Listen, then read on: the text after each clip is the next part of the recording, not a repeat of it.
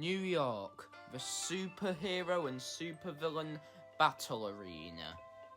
Within New York, there are many heroes and villains constantly battling each other in an endless cycle, and one of these villains is known as Azimuth, and they are a mad scientist who often gets into fights with heroes like Daredevil and Spider-Man. However, at one point, they had found a rogue symbiote and captured it. Azimuth then created a machine that was intended to clone the symbiote while removing its consciousness, so that Azimuth could use it as a weapon without having to worry about its mind taking back control, creating Malware, a mutated, incomplete symbiote, because of the machine's failure.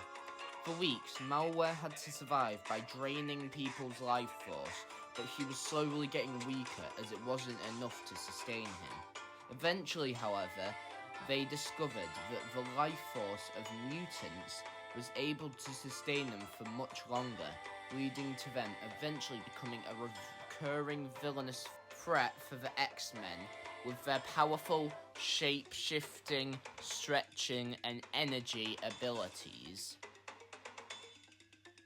The Elders of the Universe, an organization of powerful, godlike beings, each one being the last member of their respective species. This honor gives them the power known as the Power Primordial. One of these elders is known as the Scarer, as they have each taken up names centered around the singular purpose they have all chosen to serve. And the Scarer chose to bring out of stasis another being who has the Power Primordial, known as Transil. Transil's species had been a cruel, corrupted and evil one who had enslaved hundreds of species across many galaxies. Worrying about the Scarer's morality, the Elders kicked them both out of the group.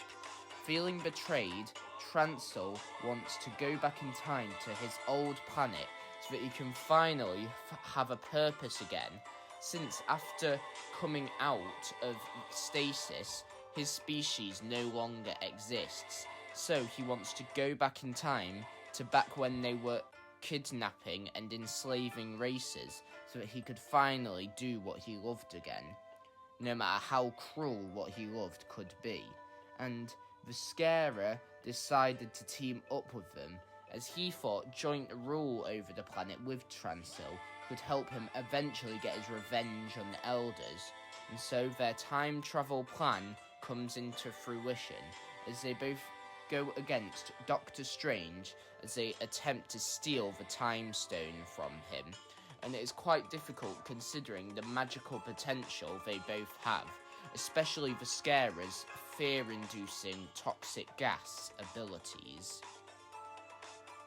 Defenders of the Multiverse, a group of beings, all variants of each other from different universes, who have decided to team up to rid the multiverse of villains. Sound familiar? I am of course referring to the Captain Britain Spider Society, a society of alternate Spider-Man variants from all across the multiverse who have been recruited to fight against villains. One of the members of this group is known as the Eon Spider, and they had been working with the Spider-Verse for a long time, secretly, unknown to the group, killing different Spider-Men from different universes to enhance his own power. Luckily, the other Spider-Men found out before it was too late, defeating and imprisoning him. Unfortunately, they eventually managed to escape, and they would become a constant threat to Spider-Man 2099 and others from across the multiverse for many years to come. Their abilities were quite unique compared to other Spider-Men, as they had time-centric abilities.